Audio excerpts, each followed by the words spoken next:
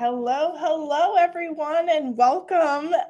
My name is Adriana Shukla, and I am the head of demand generation here at Snowplow. I'm joined with Margaret and Sophia today to talk about beyond data collection, building a customer first business strategy, which Margaret and Sophia have a long background of building customer centricity. And so we'll be talking a lot about that today. However, to start off, please comment below, engage with us as we're going through. We'd love to hear your comments, and we'll get started here in a second. First, what I'd like to hear from Margaret and Sophia is a little bit about their background and how they got here in the first place and what built their career up in customer centricity. So maybe we can start with you first, Sophia, and then we'll go to Margaret, and you can give a little bit of background there. Sure. Well, thanks so much, Adriana, for inviting us to this LinkedIn Live. So I have to say, it goes back, during my childhood in terms of customer centricity. So my parents had businesses, and I used to help the customer in their businesses as well. And I just love the way that customer would come back. And my mom had a salon as well as a fitness center and spa and all that. And so they would come back, and then they would just be so happy after a party, and then somehow and share that with my mom and the salon employees. But somehow, I would say about 20 years later, I was working at Talbot's, and I was a sales rep there, and the same thing happened. So like I would help customers with their outfits. They would say, oh, I have this party going on, I don't know what to wear. And then like I would just you know this is also because I had that my mom also had a boutique. So this also because like I had that experience already. So like I would just uh dress them up, and then they would come back and say, oh my gosh, everybody loved my dress, everybody. No, I just love that, how happy people are after you really help them with what they need. And so that was after undergrad. Actually, I worked for them as well as the financial services, and same thing happens. Like I was helping them with their money management and how they were able to get out of debt and stuff like that. And so I was just interested in how can I make this, extend this to a bigger level, to a larger scale. And so I asked around, like, what can I, I was going to go to MBA anyway. So I was asking around what I should focus on, and at the time, information age marketing was, so hot, like it was so, it's 2001. So at the time it was just at the, age of the internet as well. So they mentioned about database marketing, and so that's what I focused on during my grad school. And then I learned just so many different types of how you treat your customers. And then then I had my career in B2C, where I did a lot of consumer direct initiatives with email marketing, market research, and all that. And then the rest is history. I've been in B2B marketing, employing those practices where you really treat the customer as the queen or the king, and really hyper focusing, making them the center of everything that you do, including how you treat them, through your employees, and making them excited basically with the solutions that they buy from you, or dress, or what have you. Oh, so nice. I love that. And, you can always be my sales rep for when we go shopping on the side over here, Sophia. Yes. Margaret, tell me a little bit about your story. Yeah, no, absolutely. So again, thank you for having us. And similarly to Sophia, I kind of started my career in retail at Macy's. So I joined their executive training program right after college, really because I was really excited about the idea of building new products. I was working in their private label group. So launching, different lines of jewelry and shoes and homeware. So it was really cool to see, you spend so much time working on the products and getting a lot of customer input, and then seeing it actually in the stores and selling. And so that kind of was my first kind of taste of, I guess, customer feedback, and seeing how the products we were making were impacting. So, from there, I went on to get my MBA, and really was focusing on global brand marketing at the time. Again, just really interested in customers around the world and differences and similarities. So I started working after my MBA at companies like Procter & Gamble, working on global toothpaste and kind of mouthwash products. Then I worked at Colgate for a while, also in global oral care. So just loved to get diving into those nuances of the customers around the world.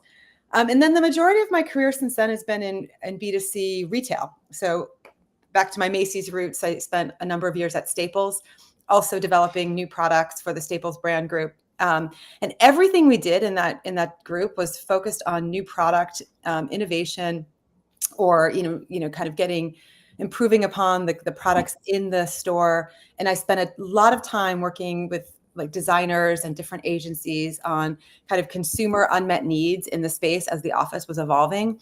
And that would inform our product briefs. It would inform our ethnography testing, going out into offices, into homes. And then I went over to CVS to work on the marketing strategy team for consumer healthcare.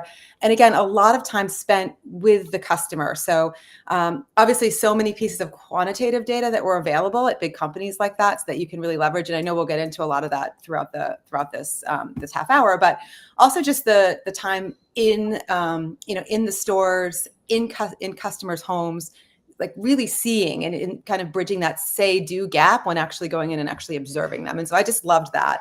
And then I also had the chance to work at a D2C startup company launching personal care, skincare products, also to global customers. And this was more recently, where you get immediate feedback with customer reviews, and there's just so much rich insight from that you can immediately take and apply to product development, campaign strategy. So all of those things taken together, I think, have kind of increased my interest, and with all the new tools like that I know we'll get into around now, getting closer to the customer as never before.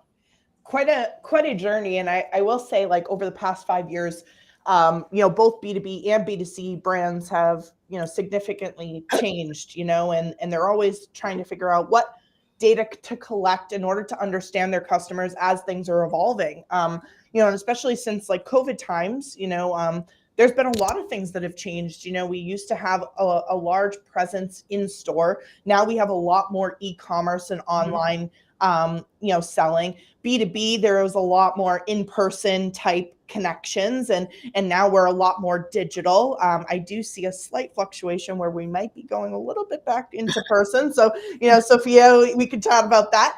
But that being said, everybody's trying to understand what types of data are essential for like shaping effective go-to-market strategies. And as things change, what data should they be collecting to understand how people are fluctuating with their buying trends? And so looking at that, how do you focus when there's such an overload of data and you're trying to collect everything? Everybody's like, I just want to collect everything.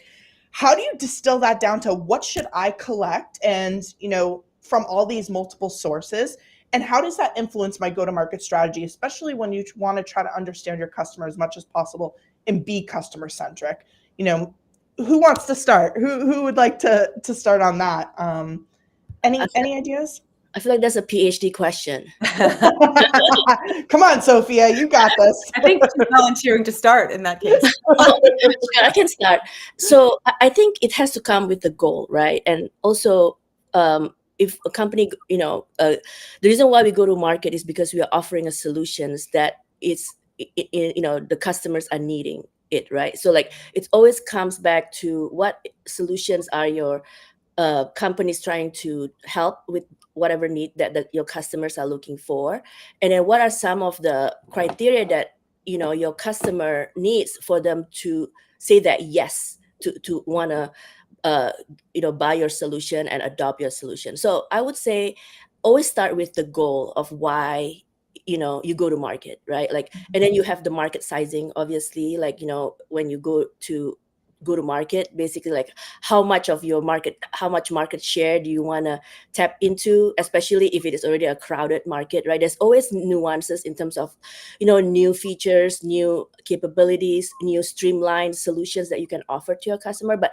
really look into what is that market need as well as what outcomes you're going to get out of that. And then from there, then I would then break it down into various segments of the insights that you want to get from how you can reach your customer more effectively, right? For example, let's say you're selling, socks, Bombas, for example, right? Like, they have multiple missions in how they go to market and how they sell socks. This is talking about B2B. So like they have, the organic, material, and then they also have sustainability, and they also are helping the people who are less fortunate with, helping them with one. You buy one socks and you get the other one. So like with that kind of need that you want to go to market, how do you differentiate yourself with your competitors? Because that is a special niche, right, that you want to tap into. Like, I mean, if you go to other stores like the Gap or other stores that you buy socks, there's not that mission driven, right? So it has to come back to what is the goal of your go-to-market strategy, and then look into how can that kind of like help your customers get get the benefits and value of what you are delivering. Thanks again, like we are thankful that you are inviting us, because we just launched our 9Cs framework, which is a go-to-market strategy to get closer to the customer. Do I want to say that this go-to-market strategy, like consultancy or approach, is crowded? Yes, it is.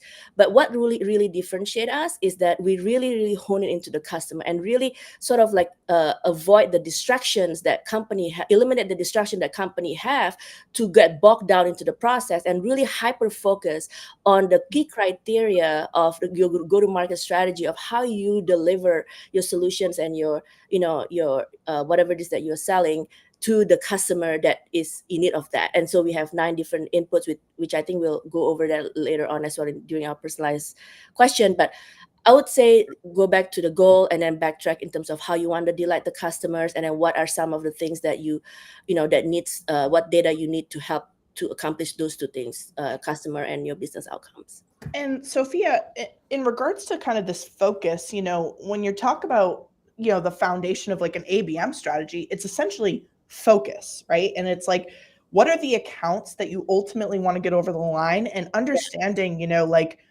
these are the companies that I know I can sell into because they meet the foundation of the goal that we're trying to achieve. And they ultimately will see ROI from implementing our product and benefit from implementing our product.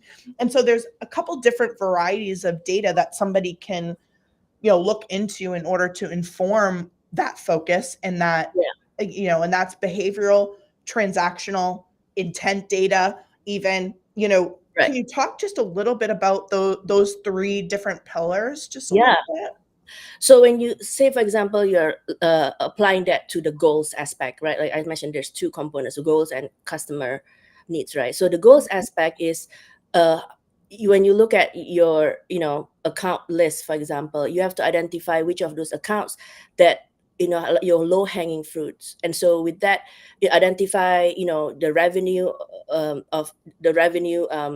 potential of what they can deliver for you, right? That's number 1.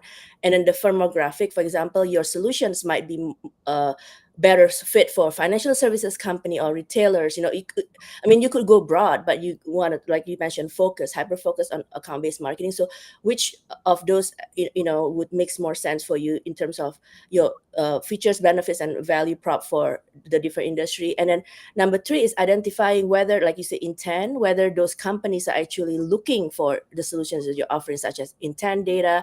And then that's a lot of data. Like you can have like content consumption, keyword surging, you can have like first party, third party. And then I know you guys, Snowplow has a data mining, which actually in grad school I did data mining class, and it was craziness. It was like so much data, like you said. But we did it with Shaw's, and it was for the store, basically understanding the customer behavior for the stores. And when you get your receipts and you get like, oh, you might like this when you come back next time. So so like whether B2B or B2C, like really hyper focusing on those elements and the firmographics and all that could meet your business goals, your revenue goal.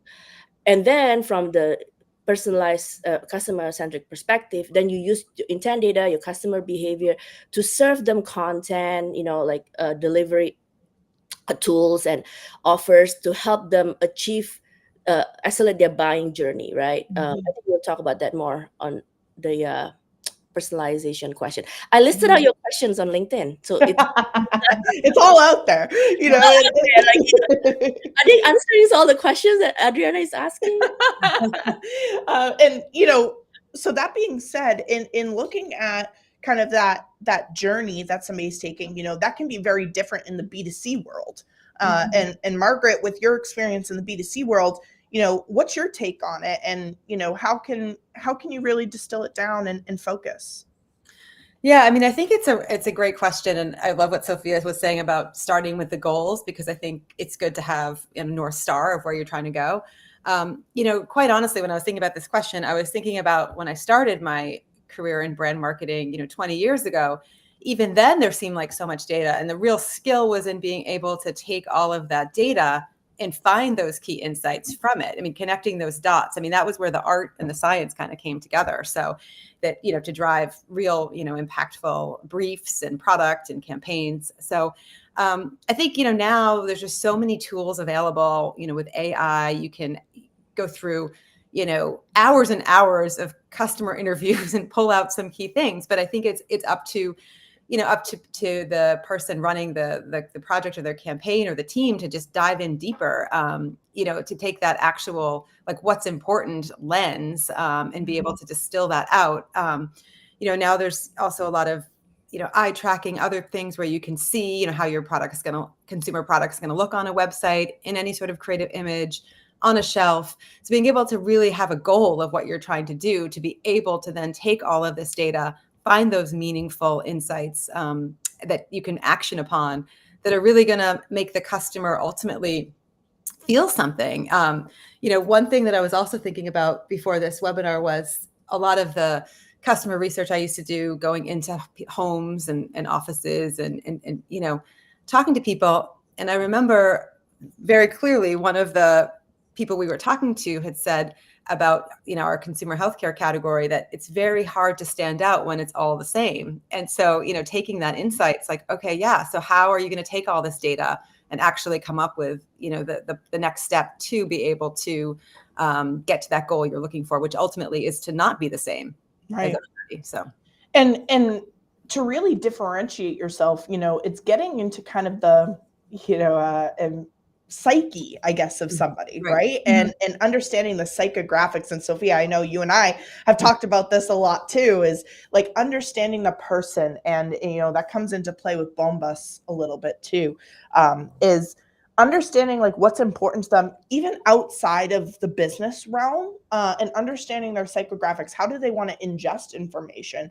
How do they want to, in their day-to-day lives, are they philanthropic? Are they, more sports oriented? And that's how they consume, information on the side. Where are they ingesting that information, and what are their actions, and trying to use, and even some companies are using AI today to take all that information and try to understand those touch points and what people are doing, to understand the future and what they should be doing. So that being said, it's really important, when you're looking at all this stuff, to understand, like lifetime value, return on ad spend, ROI, size to revenue.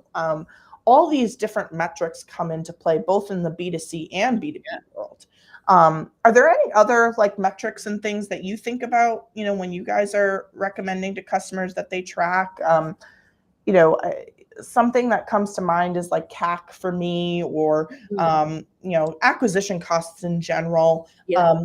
Any thoughts on that before we move on? I have one that, comes to mind also a lot from my, D2C experiences too, but just customer reviews and input. That was when I launched my products on Amazon. We just would start to get hundreds of reviews, and we were able to tell from reading through those, what product features, benefits, messaging.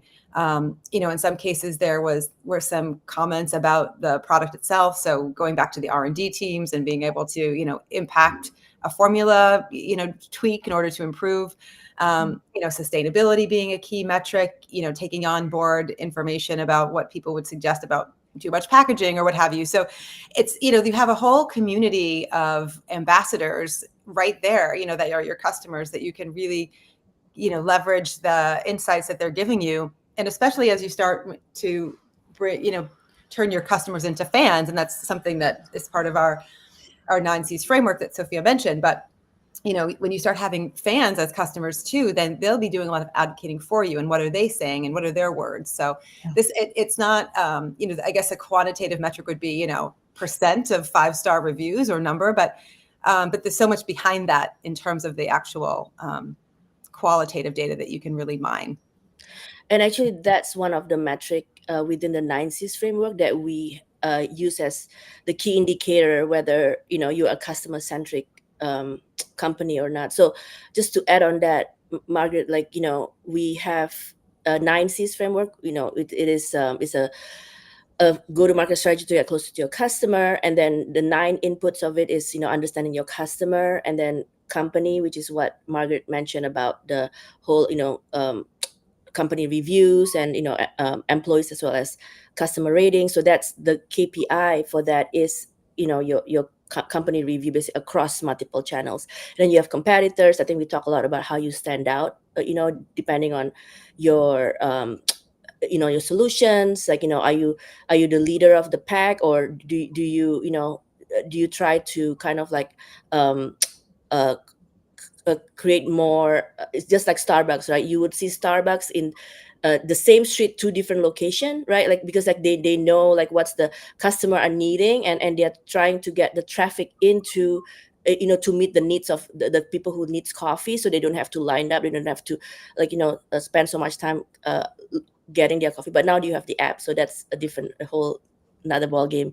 But anyway, and then you have customer and company, competitor, contacts, and then collaborators, and then that's like the external factors of a go-to-market strategy, where you look out, right, to see how your solutions are affecting the external factors, and vice versa. And then you have the internal, which is campaign, channel, content, and how that drives to conversion.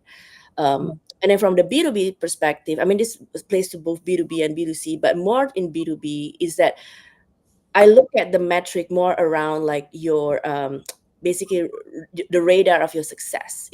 So like, for example, for conversion, right, we don't just look at the conversion per se, but we look at the ROI, where your target segment, like I mentioned earlier, like you have multiple target segments within your ABM, right?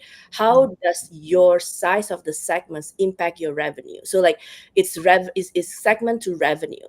So if you look what's working and what's not working, what's moving the needle of that key KPI, basically. So to answer your first question, even Adriana, I know I'm so passionate about this. Sorry to take the whole 30 minutes probably, but like to answer your first question around basically what metric. There's so many data, and what KPIs to measure. You don't need so many KPIs. All you need to do, and which we outline in our 9Cs, is what is your key KPI to drive the business goal and customer delight. Those are the 2 things. And then, like Margaret mentioned, we have this whole framework. I know this is not about the 9Cs, but I just want to let you know that this is a great thing where you can identify where you are within your customer centricity journey, and we can help you to create fan-based marketing from a follower to a friend to a fan.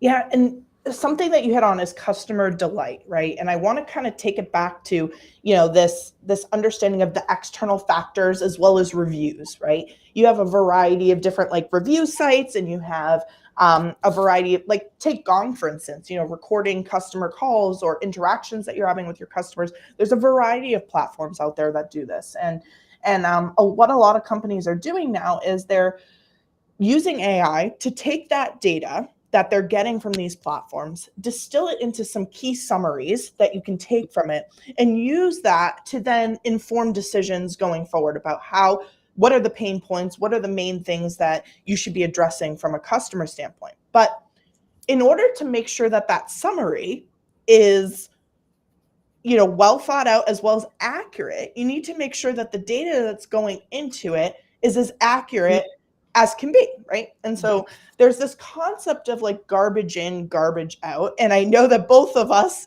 or all of us on the call have really talked about this concept of garbage in and garbage out. And so making sure that the data quality that's going into these engines that you're running to make decisions off of is as quality as possible. And so to ensure that quality, there's the data collection piece and where you're getting that data from. Can you talk a little bit about, that aspect of it, of where you're getting that data from and the quality of it, and maybe some insights there that you guys might have on maybe the B2C or B2B side? And maybe Sophia, I'll have you go first. Yeah.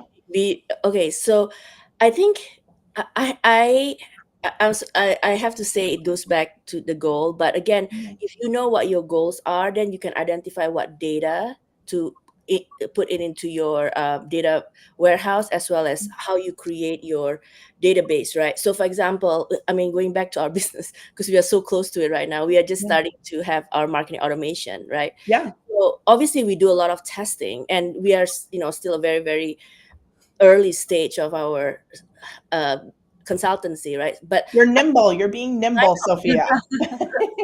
we are doing a lot of testing, but then it dirty the data, because I don't know, 25% of the records are my name and Margaret's name. So I actually went in and deleted every single record that are duplicates. I mean, this is very, very early stage, and it's still doable to do manually. But as you grow, to a big companies, I think those kind of quality, um, cleansing, as well as governance has to be in place, right? So for example, I just give you an example for data quality. So I used to work in B2B, and one of them, I always use data quality. So one of them is Integrate. I used to work with them. Mhm. And basically they help to cleanse all the data that's coming in from list perspective, if they are duplicates, or if you already have those contacts within your database, or if they are using some emails that are not relevant, right, for your whatever they're doing. So I worked with them, and they were able to improve my conversion by 40% because of the data cleansing. And then from there, then we use that, like you say, lifetime value, and match it against the company. If they're already a customer, then we segment them into the account-based marketing, right? If they are part of the target accounts. And then so you integrate so many different data when a leads come, when someone comes in. And again, it goes back to two things, which is the goal and the customer experience. So from there, then you identify, if the accounts are going to net new or existing accounts, and then where they are in the buying journey, the buying roles and all that. And then you create the whole, intent-based marketing and customer experience omni-channel, basically. I feel like we need another webinar for that. Well, it's important, your concept of, deduplicating, cleaning, enriching, that's, for Snowplow. The data collection side and the, treating data as a product, because it's an always evolving thing over time. Like, your data is always evolving. You need to treat it almost as if it's a product, right? And you need to give it the same time and attention that you would a product, because ultimately the data is what's informing your strategy. And so, when you collect that data, it's defining the data that you're going to collect, and then making sure that once you collect it, that you're then deduplicating it, you're enriching it, you're validating it against your particular schemas, all of that. And then when it goes into the warehouse, then it's a nice clean data set that you can then operationalize on the other end. And so essentially, that works both on the B2B and B2C side. And so having that data be nice and clean is what causes you to have the foundation that you need in order to make these decisions long term about what your customers need or what your customers are doing. And really, there's a strategic importance of it, throughout the whole customer life cycle, not just from the beginning, but also once they become a customer, how do you keep them as a customer and continue their life cycle past just the initial deal or purchase that they're having. So in order to, I'm just going to switch gears here a little bit. In order to keep somebody as a customer or continue their purchase cycle, or even potentially have their deal be a larger deal size, typically personalization comes into play, and you need this data to be real time. You need it to be quality data. So now that you've gathered all of that data for each part of the business and the role within the customer journey, how do people personalize that data, or how do they get the right message at the right time in their hands to a customer? And Margaret, I'm going to start with you on this question. Okay. Maybe you can give some insight there. Yeah. And sorry, I was just wanted to say one last thing about your last point, was just around from my experience in retail, all this data too. It's just like there's no substitute for actually going into a retail store and seeing what's actually happening, because I think it's great to have, like, all of this is wonderful, but to actually be in the environment every now and then, you know, that can help. Back to Sophia's point about the goal, right? Setting the goal a little bit clearer. So yeah, I mean, in terms of personalization, I think, you know, there's many ways to do it. Obviously, we talk a lot about things, you know, in our framework, you know, certainly as we go through some of the different C's, one of them is content. And, you know, we have a checklist of, if your content is memorable, provocative, credible, makes the customer feel something. And, you know, I think personalization can be a theme across that in many different ways. So it's not so much just adding a name, but also, you know, adding the context of, or the emotional connection that you could get from all this data, right? The getting into the behavioral, the psychographics and all of that. So I think that's really important.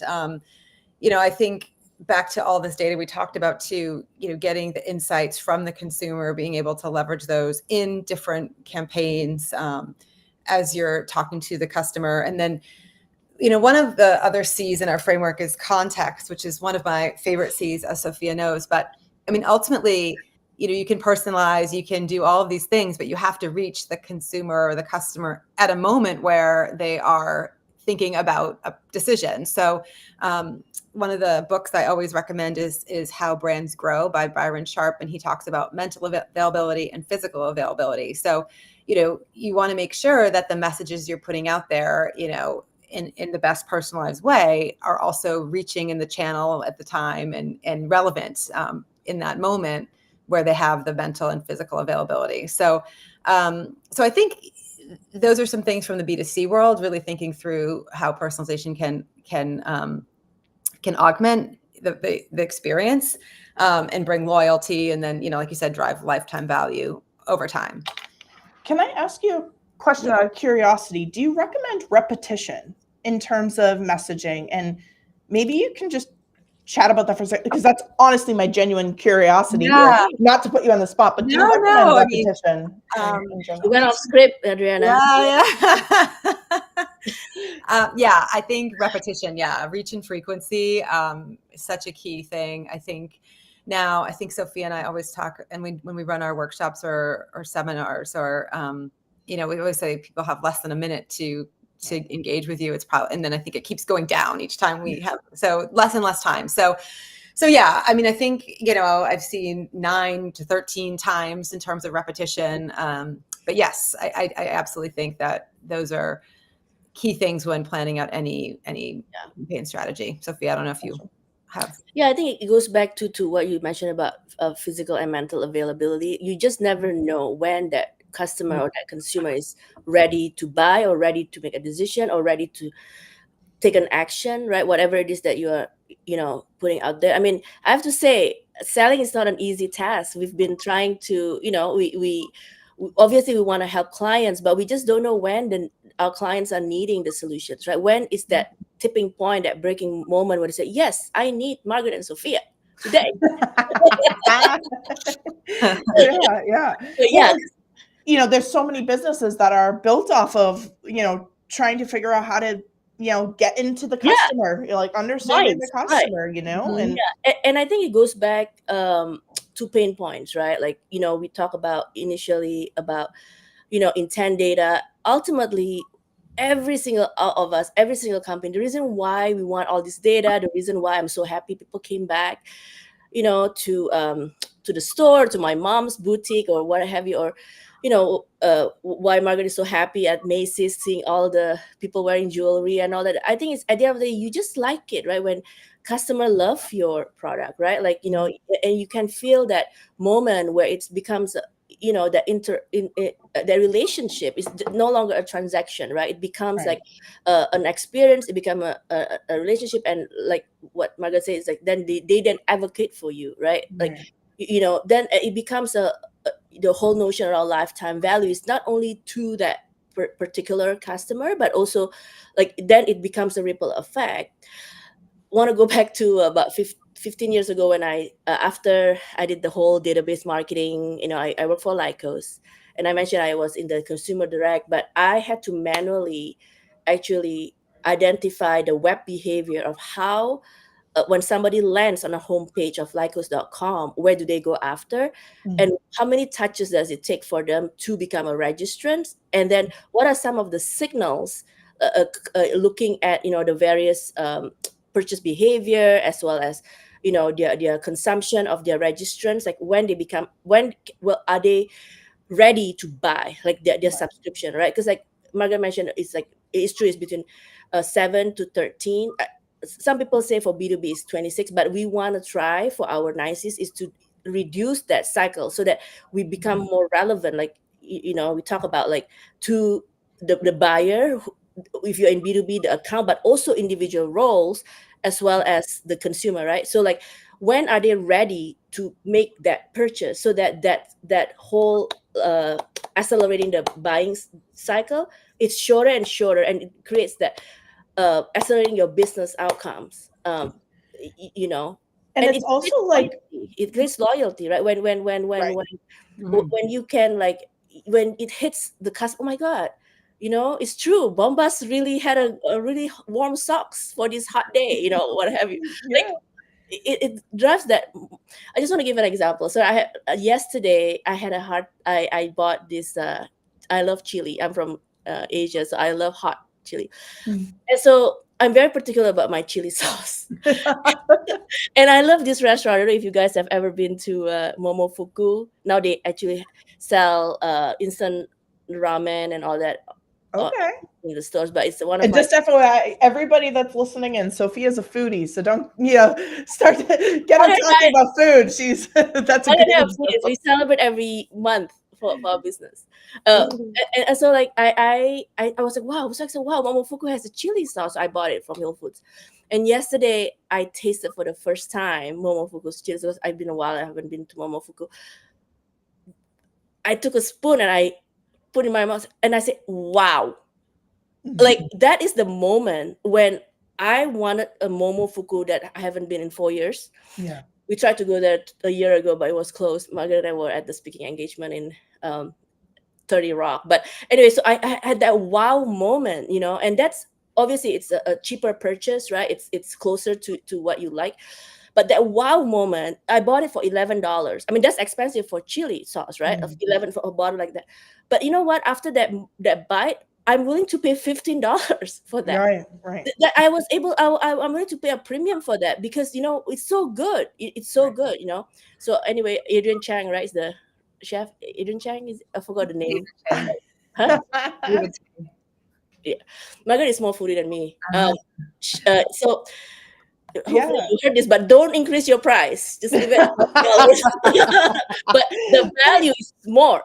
I feel like I get the value out of that chili taste. Right. And it's making sure that, when people think of that feeling, that loyalty, that feeling that they get when they think of your brand, and this can be B2B as well, in that like the feeling they got on that first touch point that they had with you, the feeling that they got on that first conversation, that feeling that they got when they read your article and they resonated with it. Yes. All of that being said, when you take that, it's the feeling that they get and resonating with the people. Yeah. And so that they remember you when they are ready, when they're in that physical state of mind, or the mental state of mind for purchasing. And making sure that they think of you when it comes up. And then when they see that repetition or that piece of thing later on, they're like, I remember that feeling. I remember that. Yeah, I liked that. That was great. Yeah. Adriana, it might be this webinar that I am introducing the tagline of gain relationship that we haven't really introduced because we don't think that it's ready yet for prime time, but we'll do it at this webinar. So I'm all about the customers, like I mentioned, about for 20 years. So I did have the gain relationship brand, from 20 years ago. I don't have it with me. Maybe Margaret has it with her. But it was that very thing 20 years ago that I said, how do you gain relationship at first sight? At first sight. Can you show the at first sight? At first sight. But at the bottom there, at first sight. Like, Yeah. That is it. That is how do you create that moment? Like the Momofuku, I have had experience with them in the restaurant and other, but that chili was the first moment, right? Right. And I told Margaret about it. I told some other friends. Like I become that loyalty person that advocate for Momofuku. They may not want to pay Right. $50, but that first sight, like you say, you can be our PR man. It's the aha moment. It's It's the the wow first moment. sight. It's the Yeah, wow magic. moment. Yes. Yes. So Okay. yeah, no, it's definitely and companies now are trying to understand, to take it full circle, right? It's like, Yeah. how do they understand, and gather the data to understand when that wow moment happens? What is the scenario that happens that causes that wow moment, and how to do more of it to scale, Right. and also, grow their business to do that. And ultimately, it's making sure that you understand what the goal is in mind, capture the data that would ultimately have you understand that goal, dissect that goal and that data, and then evolve from there and bring your business forward and scale and grow. So, I know that we're way past time, but I really love talking to you guys. I appreciate everybody on the call that's listening in. And we hope that you enjoyed our conversation here today. Thank you, Margaret. Thank you, Sophia, for joining us today. And there'll be more to follow. So thank you, everybody. And I hope you guys have a wonderful day.